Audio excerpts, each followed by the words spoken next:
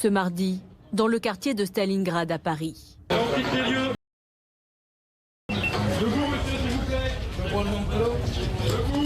60 CRS et 40 policiers sont mobilisés pour une opération de contrôle visant les consommateurs de crack et leurs dealers.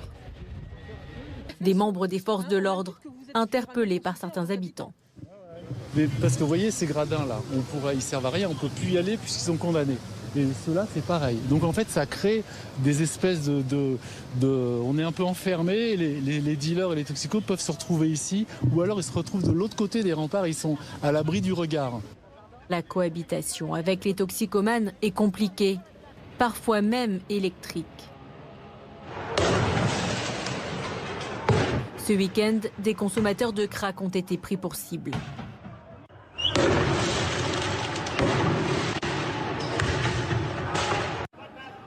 Vendredi soir, regroupés dans cette rue, plusieurs dizaines de toxicomanes sont visés par des tirs de mortier d'artifice.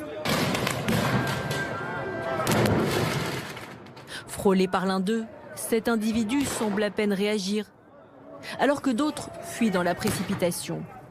Une scène surréaliste, en plein Paris, que cette habitante a filmée, stupéfaite. C'est dit, c'est le bombardement, la guerre. J'avais pas d'habitude. J'ai eu très peur. Il y avait toujours des bruits, mais un bruit pareil, non, jamais entendu. Comme ça, le feu du mortier, il passe devant moi. Et j'ai filmé juste 22 secondes. J'ai plus osé filmer plus longtemps parce que j'ai eu peur. Dans la nuit de vendredi à samedi, 14 tirs de mortier d'artifice ont été dénombrés, 23 la nuit suivante. Des attaques, symptômes d'un quartier sous tension. Mais alors, qui a tiré ces mortiers d'artifice? Pas si simple de se procurer ce matériel, plutôt utilisé ces derniers mois contre les forces de l'ordre en banlieue.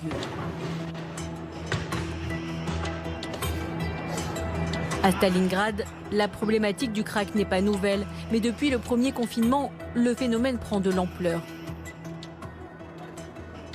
Les dealers et les consommateurs occupent de plus en plus l'espace.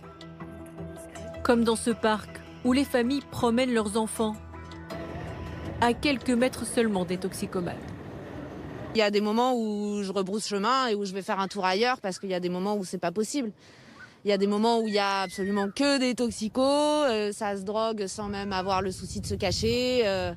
Ils sont de plus en plus nombreux, ils sont de plus en plus bruyants et l'insécurité qui était déjà présente monte de plus en plus. Ce week-end, on a passé un cap, donc c'était assez choquant puisque nous on a été réveillés par les tirs de mortier en pleine nuit, 2 nuits d'affilée.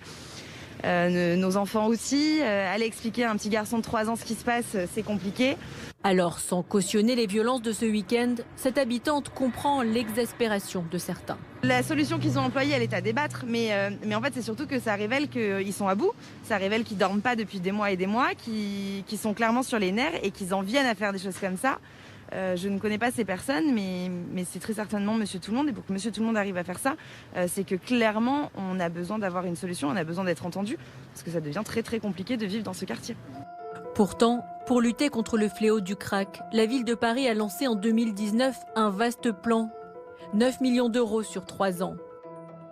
Mais aujourd'hui, ces effets semblent très limités, tant le trafic s'est développé dans le quartier de Stalingrad. Le maire du 19e arrondissement en appelle au gouvernement. Là, on est maintenant sur des cohortes, une file active de plus de 100, entre 100 et 200 trafiquants toxicomanes. Comment voulez-vous que les dispositifs de suivi et d'accompagnement puissent produire tous leurs effets? Il faut donc démanteler cette scène, ce sanctuaire national, et on a besoin pour ça d'un engagement, d'une mobilisation nationale, mais il faut le faire de façon intelligente. Une enquête a été ouverte pour identifier ceux qui ont lancé les tirs de mortier et déterminer dans quelles circonstances ils ont agi.